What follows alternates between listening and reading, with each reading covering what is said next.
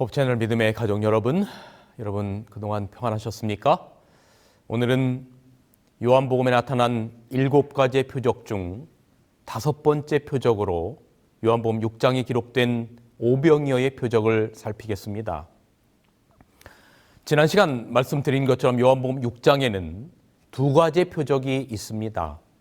지난 시간에 살핀 물 건너는 표적과 바로 오병이어의 표적입니다. 예수님께서 물고기 2마리와 떡 5개로 5,000명을 먹이신 그 오병이어의 사건은 마태, 마가, 누가, 요한, 사복음서 모두에 기록되어 있습니다. 그 장소에 대해서는 약간씩 다르게 나타나 있습니다. 마태복음과 마가복음과 누가복음에는 빈들이라고 표현되어 있고 요한복음은 잔디가 많은 곳으로 나옵니다. 그리고 제자들이 무리들에게 먹을 것을 구하도록 한 곳에 대해서도 마태복음에는 마을로 가서, 마가복음에는 두루 촌과 마을로 가서, 누가복음에는 두루 마을과 촌으로 가서 먹을 것을 구하도록 말하고 있습니다. 그러니까 요한복음 6장에 오병이어의 이 기적의 배경이 되는 것을 우리가 마태, 마가, 누가, 요한, 사복음서를 통합해 보면 바로 이 기적을 베푸신 곳은 잔디가 있는 들판이고 그리고 마을과 촌으로부터 떨어진 곳임을 우리는 알 수 있습니다. 같은 내용을 기록한 마태복음 14장에 보면 예수님께서 빈들에 가시는 것을 알고 수많은 마을로부터 5,000명 이상의 사람들이 몰려들었습니다. 마태복음 14장 14절에 보면 예수께서 큰 무리를 보시고 라고 표현하고 있습니다. 많은 무리들이 예수님께 모여든 것입니다. 그리고 뭐라고 기록하고 있는가 하면 불쌍히 여기사라고 기록하고 있습니다. 이 많이 모인 이 무리들을 쉬려고 하는데 귀찮게 구는 존재로 여긴 것이 아니라 베데스다 연못에 38년 된 병자를 보고 고치셨던 그 아버지의 마음으로 그들의 아픔을 같은 아픔으로 느끼고 눈물샘이 터진 그 마음을 가지시고 모여든 큰 무리를 불쌍히 여기시며 그들을 구원해야 할 존재로 보신 겁니다. 때는 늦은 오후 저녁 때가 다 되어갑니다. 먹을 것이 없었습니다. 제자들은 참 난감합니다. 이들에게서 빵을 사서 먹이려면 그 돈이 얼마나 듭니까? 그때 안드레가 예수님께 말합니다. 요한복음 6장 9절에 여기 한 아이가 있어 보리떡 5개와 물고기 2마리를 가졌나이다. 사람들에게 그 어린아이가 가진 그 보잘것없는 그 음식들을 나누어 줍니다. 그런데 이상한 일이 벌어지죠. 주어도 줄지 않는 겁니다. 결국 5,000명을 먹이고 12바구니의 떡이 남습니다. 여러분, 그동안 제가 요한복음에 나타나는 표적들을 함께 살피면서 계속해서 강조드리는 것처럼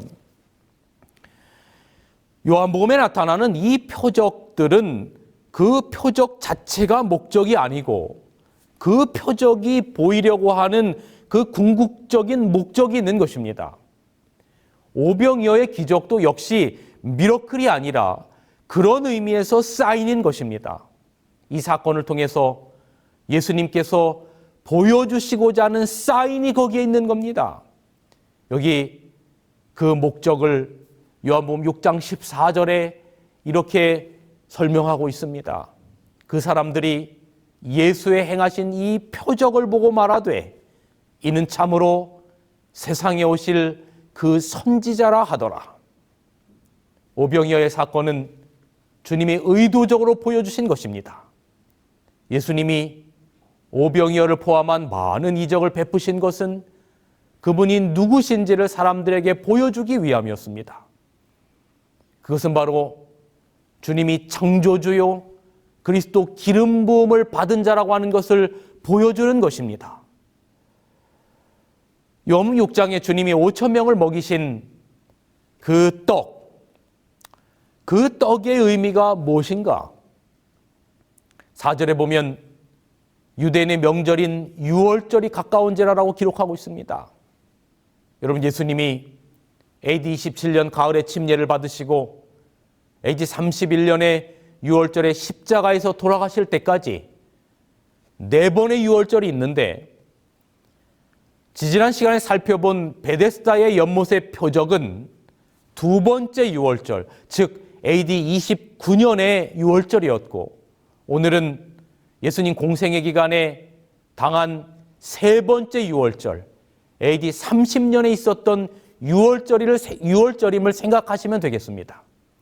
그러니까 오늘 요한복음 6장에 AD 30년의 유월절의 오병이어의 기적 사건으로부터 1년이 지나면 1년 후에 다니엘서에 예언된 대로 AD 31년 유월절 어린 양으로 예수님께서 돌아가시기 바로 1년 전의 일임을 기억하시면 되겠습니다.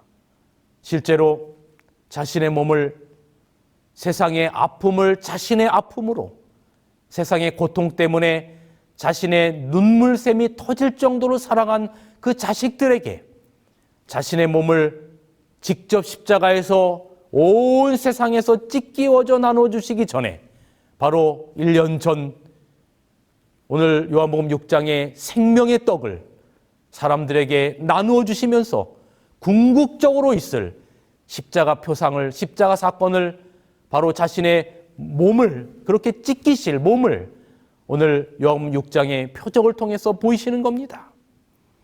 요한복음 6장 30절에 보면 사람들이 이렇게 묻습니다. 저희가 묻되 그러면 우리로 보고 당신을 믿게 행하시는 표적이 무엇이니까? 하시는 일이 무엇이니까? 기록된 바 하늘에서 저에게 떡을 주어 먹게 하였다 함과 같이 우리 조상들은 광야에서 만나를 먹었나이다. 이러한 질문에 대하여 예수님께서 대답하십니다. 요한복음 6장 32절, 예수께서 이르시되 내가 진실로 너희에게 이르노니 하늘에서 내린 떡은 모세가 준 것이 아니라 오직 내 아버지가 하늘에서 내린 참떡을 너희에게 주시나니. 때는 이스라엘 백성이 430년간 종살이를 하고 나서 애굽에서 모세와 함께 나와서 홍해에 넘실대는 파도를 맞닥뜨리고 뒤에는 추격하는 애굽 백성들, 그 생사의 기로에서 하나님은 홍해를 가르시고 애굽의 모든 군사들을 홍해에 수장시키시고 이스라엘 백성들을 구원하십니다. 그리고 이스라엘 자손이 신광야에 이르릅니다. 그때 출애굽기 16장에 보면 그들이 모세와 아론을 향하여 우리가 애굽 땅에서 고기가마 곁에 앉았던 때와 떡을 배불리 먹던 때가 그립구나. 그래서 이곳에서 죽게 되었다라고 불평을 하는 겁니다. 그때 여호와께서 이스라엘 백성에게 새벽마다 내리셨던 일용할 음식이 바로 만나였지요. 이렇게 시작된 만나가 이스라엘이 가나안에 들어가던 날까지 40년간 베풀어졌습니다. 이제 40년 광야 생활이 거의 끝나고 가나안 땅에 들어가기 직전에 지난 날을 회고하며 모세는 이렇게 이야기합니다. 신명기 8장 3절, 너도 알지 못하며 내 열조도 알지 못하던 만나를 내게 먹이신 것은 사람이 떡으로만 살 것이 아니요 여호와의 입에서 나오는 모든 말씀으로 사는 줄을 너희로 알게 하려 하심이라. 이 말씀을 공생의 초기 광야에서 굶주린 예수님께 사단이 와서 돌을 떡덩이로 만들어 먹으라는 유혹에 예수님께서 바로 이 신명기 8장 3절의 말씀을 인용하시며 말씀하시지요. 예수께서 대답하여 가라사대 기록되었으되 사람이 떡으로만 살 것이 아니요 하나님의 입으로 나오는 모든 말씀으로 살 것이니라 하였느니라. 광야 40년 동안 만나의 사건은 굶주린 백성들의 배를 채우는 것만이 목적이 아니라 그들의 시선을 이 육신의 만나를 통하여 영원한 만나이신 생명의 떡이신 그리스도를 보게 하는 것이 바로 광야 40년의 만나 사건의 궁극적인 목적이 있다 하겠습니다. 그런데 이스라엘 백성들은 영원한 생명의 떡이신 그리스도를 보지 못했던 겁니다. 그래서 그들은 예수 그리스도 없이 광야에서 죽게 된 겁니다. 오늘 우리의 삶 속에서 우리가 보아야 할 궁극은 무엇입니까? 오늘 우리의 삶 속에서 우리가 바라보며 우리가 추구해야 될 인생의 궁극적인 목적은 무엇입니까? 그것은 밥도 아니요, 떡도 아니요, 고기도 아니요, 바로 생명의 떡이신 예수 그리스도인 것입니다. 우리가 지난 2년 이상의 시간 동안 코로나 상황에서 너무나 고통스럽고 힘겨운 인생의 생채기들을 남기며 살아왔습니다. 아직도 끝나지 않은 진행형 가운데 있습니다.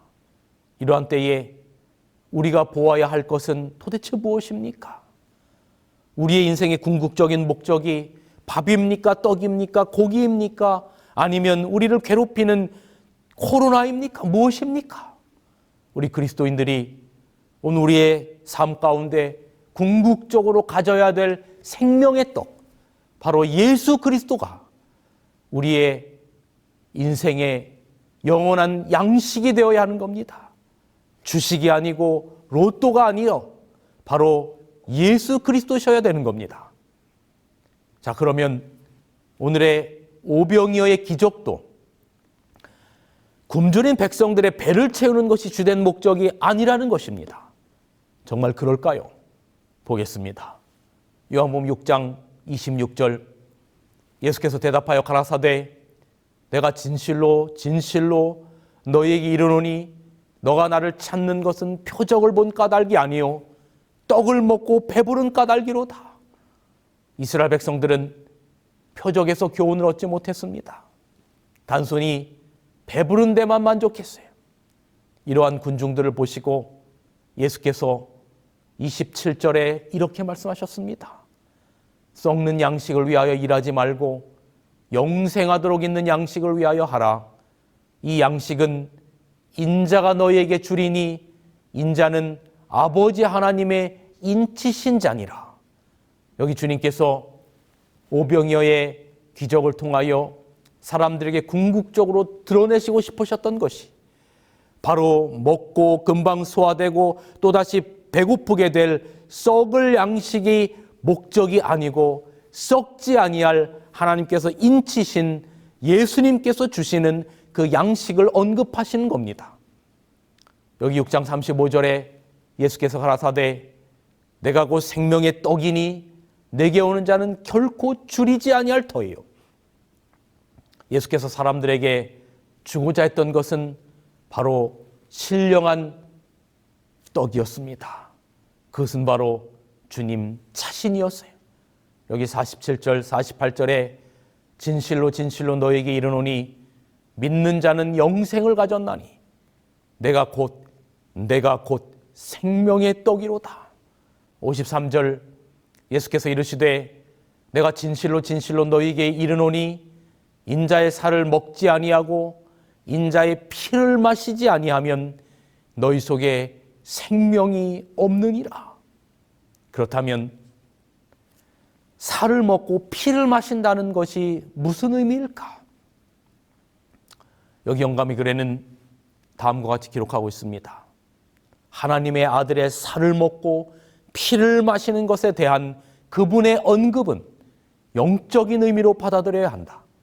우리가 믿음으로 그분을 우리의 구주로 붙잡을 때 우리는 그리스도의 살을 먹고 피를 마시는 것이다. 다시 읽어드립니다. 우리가 믿음으로 그분을 우리의 구주로 붙잡을 때 우리는 그리스도의 살을 먹고 피를 마시는 것이다. 여러분, 예수님께서 오병이어의 기적을 통해서 사람들에게 주시고자 했던 것은 분명합니다. 여러분, 우리가 기억하십니까? 오병이어의 표적 가운데 첫 번째 표적이 요한복음 2장에 나타난 어떤 표적이었죠? 네, 물을 가지고 포도즙을 만드신 표적이었어요. 제가 그 말씀을 설명드리면서 그 바로 포도즙 사건은 요한복음 19장에서 표상하는 예수님께서 십자가에서 흘리실 보혈의 피를 표상한다고 말씀을 드렸어요.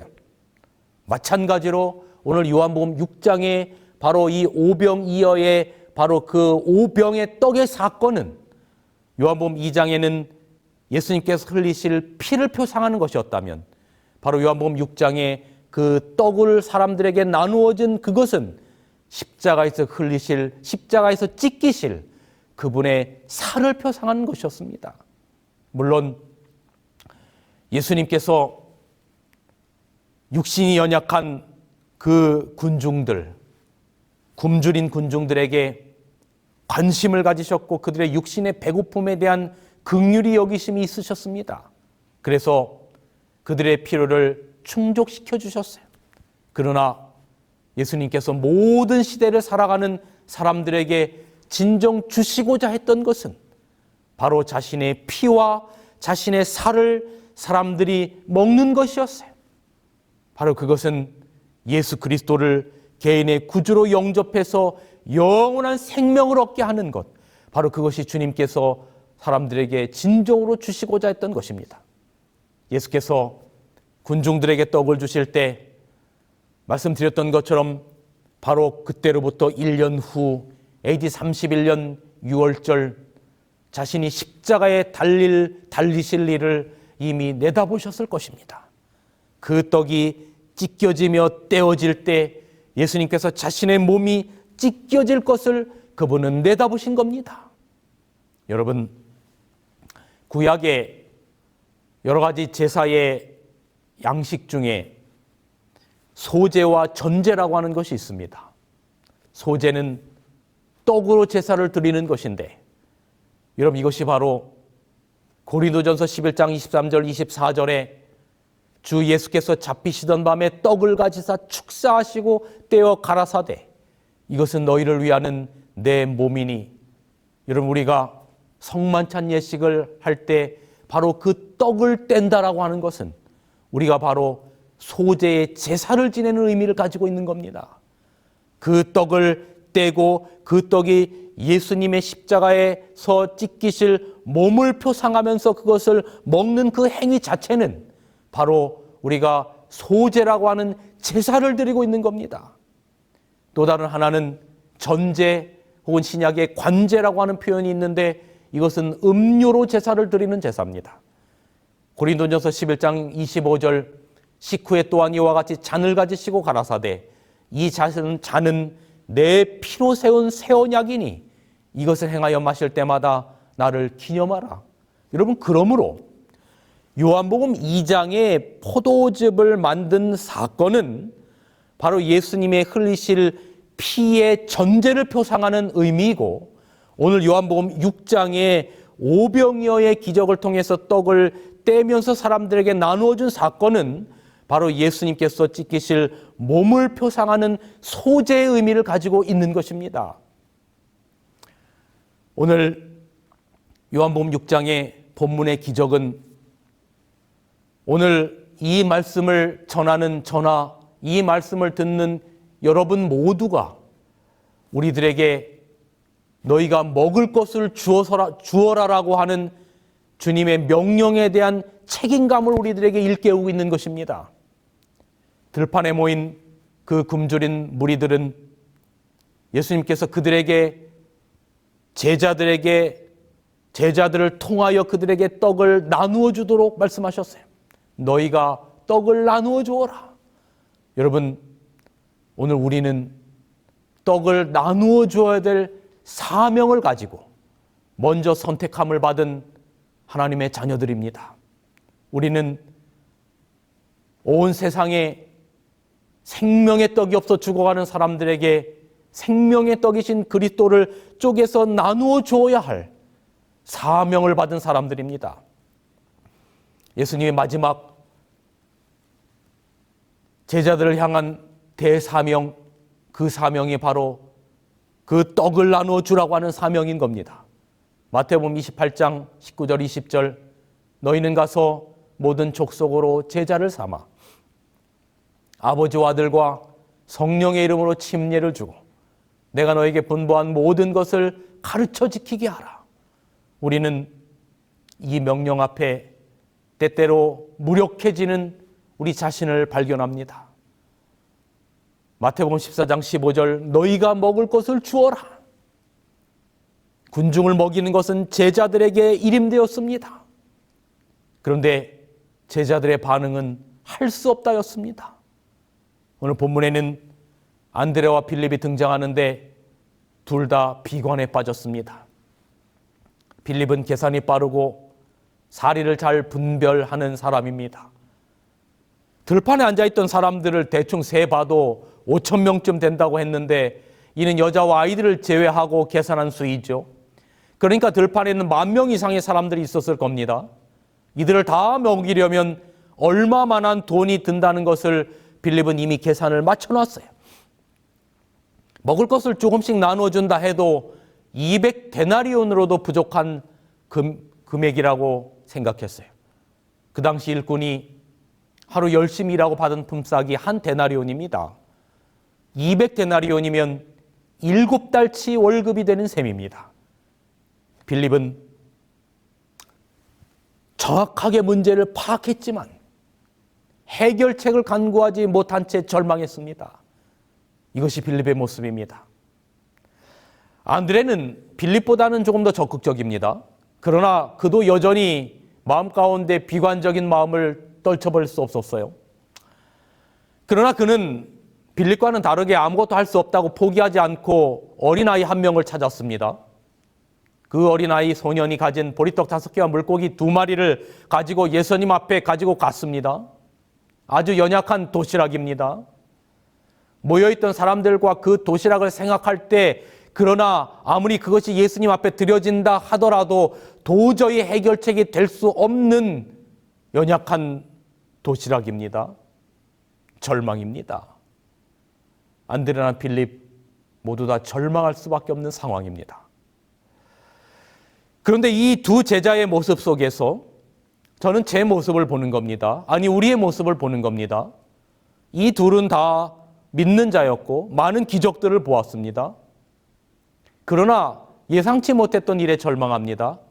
우리도 우리의 삶 속에서 예수님의 섭리를 체험하고 살아갑니다. 그러나 어느 순간 현실의 덫에서 절망하고 자포자기하는 경우가 많습니다.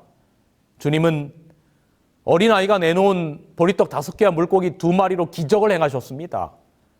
보리떡 5개는 무엇입니까?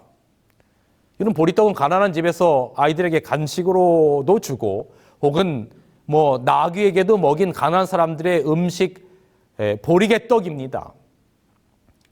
물고기 2마리는 무엇입니까?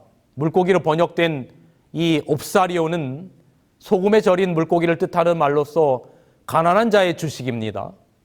낚시꾼들이 낚시를 하다가 큰 고기가 잡히면 바구니에 담아가지고 오지만 작은 고기는 다시 물속에 넣어주지 않습니까? 이스라엘 사람들도 성경법에 따라서 작은 고기는 다시 물속에 넣어 살려줍니다. 그런데 가져오기는 너무 작고 그렇다고 다시 물속에 넣을 필요 없는 어중간한 크기의 고기가 있습니다. 낚시꾼들은 이런 고기를 바닥에 던져둡니다. 그리고 고아나 과부 등 가난한 사람들은 이것들을 주워서 소금에 절여서 양식으로 삼았습니다. 500여의 이 2마리 물고기는 바로 소금에 절인 가난한 사람들의 양식이었던 겁니다. 지금 예수님 앞에 그렇게 초라하고 연약한 보리개떡 5개와 소금에 절인 물고기, 작은 물고기 2마리가 바쳐진 겁니다. 가난한 사람들의 한 끼 도시락 식사입니다. 그런데 이 보잘것없는 음식에서 기적이 일어난 겁니다. 아니, 표적이 일어난 겁니다. 사인이 일어난 겁니다. 성경에 보면 작은 것으로 큰 역사를 만들어낸 사건들이 많습니다. 그것을 잘 표현해 준 말씀이 겨자씨에 관한 말씀일 겁니다. 마태복음 17장 20절 만일 너에게 믿음이 겨자씨 한 알만큼만 있어도 이 산을 명하여 여기서 저기로 옮겨지라 하면 옮겨질 것이요 또 너희가 못할 것이 없으리라. 겨자씨는 작은 것입니다. 그런데 주님은 우리에게 겨자씨만한 믿음만 있어도 산을 옮길 수 있고 못할 일이 없다고 하십니다. 겨자씨처럼 작은 것도 주님의 손에 들리면 큰 능력을 발휘할 수 있는 겁니다. 여러분, 여기 제가 좋아하는 말씀이 있습니다.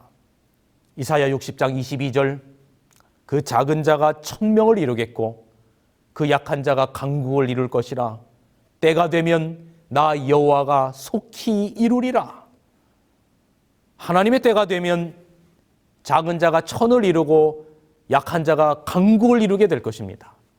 우리의 힘이 약해도, 우리가 가진 것이 작아도 하나님이 우리를 쓰시면 강하게, 놀랍게, 크고 그리고 넘치게 일할 수 있습니다. 왜냐하면 우리가 영이어도 주님이 무한대이시기 때문에 주님과 우리가 연합하면 주님은 우리를 통하여 무한대의 일을 할 수 있는 것입니다. 엘리자베스 노벨이란 사람이 쓴 조금이라고 하는 글이 있습니다. 설탕을 조금 써도 음식의 맛을 낼 수 있습니다. 비누를 조금 써도 몸을 깨끗하게 만들 수 있습니다. 햇볕이 조금 비춰도 새싹이 힘차게 자라날 수 있습니다. 연필이 조금 남아도 아름다운 글 한 편을 쓸 수 있습니다. 양초가 조금 남아도 주위의 환한 빛을 밝힐 수 있습니다. 여러분, 내가 가진 것이 작다고 아무것도 하지 않는다면 우리는 주님 앞에서 실패자가 되고 세상에서도 실패자가 될 것입니다. 내가 가진 것이 작아도 주님을 믿고 그것을 사용하면 주님은 그 작은 것을 통해서 큰 일을 그분이 이루실 것입니다. 달란트의 비유에서 한 달란트 받은 사람의 잘못은 자기가 가진 것이 작기 때문에 이것으로 무엇을 할 수 있겠어라고 생각을 하고 그 달란트를 사용하지 않은 것입니다. 여러분, 내가 다른 사람들보다 부족하고 다른 사람들보다 공부를 못해도 다른 사람들보다 재능이 없어도 다른 사람들보다 좀 가난해도 남보다 인물이 좀 부족해도 괜찮습니다. 세상 것에는 끝이 있습니다. 세상의 부족은 끝이 있습니다. 괜찮습니다. 그러나 여러분 기억하십시오. 마태복음 24장 45절, 충성되고 지혜 있는 종이 되어 주인에게 그 집사람들을 맡아 때를 따라 양식을 나누어 줄 자가 누구뇨? 때를 따라 양식을 나누어 줄 자가 누구뇨? 사람들이 육신에 속한 양식을 먹일 때는 예수님을 구름대처럼 따랐습니다. 그런데 예수님 본인이 하늘에서 내려온 산떡이라고 했을 때, 여러분, 이 엄중한 생명에 관련된 말씀을 하실 때 사람들이 어떻게 했는 줄 아십니까? 요한복음 6장 66절에 제자 중에 많은 사람들이 물러가고 다시는 그와 함께 다니지 아니하더라. 여러분, 육신의 떡 풍성한 제공을 받았을 때는 함께했던 사람들이 영적인 떡을 나눠주려고 하자 다 물러가고 다시는 함께하지 아니하였다. 그럼 참 아픈 이야기죠. 여러분, 세상의 부족 괜찮습니다. 그 끝이 있습니다. 그런데 여러분이 선택한 생명에 만나는, 여러분이 선택한 영원한 생명의 떡인 예수님, 그분은, 여러분이 그분을 먹고 그분의 피를 마시는 것은, 그분을 개인의 구주로 받아들이는 것은 영원한 생명과 영원한 행복으로 이어질 문제입니다. 여러분, 우리는 너무 자주 육신의 떡을 주는 예수님만을 찾아요. 그래서 복이 되면, 나에게 뭔가 떨어질 콩고물이 있으면 신앙을 하는 거래 신앙을 우리는 너무 자주 하려고 해요. 여러분에게, 아니 제 자신에게 질문을 드립니다. 여러분은, 아니 저는 물고기 2마리와 5개의 떡으로 우리의 육신의 배를 채우는 요한복음 6장의 오병이어의 기적을 원하십니까? 아니면 그리스도를 위해, 우리의 이웃을 위해, 우리의 작은 것들이어서 사람들에게 영원한 생명의 떡인 그리스도를 소개하고 마침내 주님 오실 때 영원한 새하늘과 새 땅에서 영원 무궁토록 살아가며 살아가는 그러한 진정한 요한복음 6장의 오병이어의 기적을 원하십니까? 여기 요한복음 6장 53절 54절 예수께서 이르시되 내가 진실로 진실로 너에게 이르노니 인자의 살을 먹지 아니하고 인자의 피를 마시지 아니하면 너희 속에 생명이 없느니라. 내 살을 먹고 내 피를 마시는 자는 영생을 가졌고 마지막 날에 내가 그를 다시 살리리라. 인자의 살과 인자의 피를 먹고 마시는 자는 마침내 영원한 생명을 가졌고 마지막 날에 다시 살리겠다라고 말하는 것입니다. 여러분, 우리 가진 작은 것 주님 위에 드리고 나를 위해 주신 생명의 떡인 그리스도의 몸, 생명의 즙인 그리스도의 피가 내 일생을 주관하고, 그리고 그 받은 생명, 그 받은 떡, 먼저 받은 그 생명 세상에 전하는 일 하면서 살다가 주님께로부터 칭찬받고 주님 맞이하시는 여러분과 제가 되기를 간절히 바라면서 오늘 말씀을 줄이겠습니다.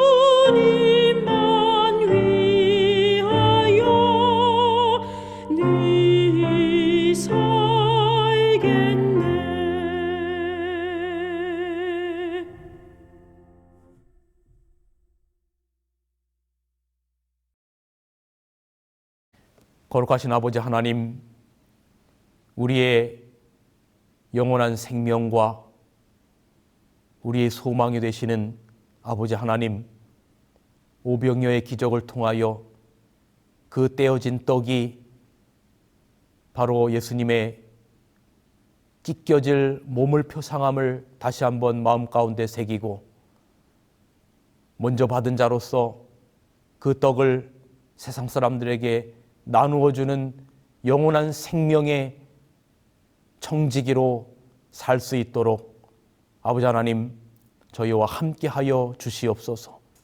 잠깐 후 주님의 떡과 주님의 흘리신 피를 먹고 마신 자를 데리러, 즉 우리 주님을 예수 그리스도의 개인의 구주로 받아들인 자를 데리러 이 땅에 다시 오실 우리 주님 맞이할 때 우리 주님께로부터 착하고 충성된 신실한 청지기라고 하는 이야기를 들을 수 있는 우리 모두가 되게 하여 주시옵소서.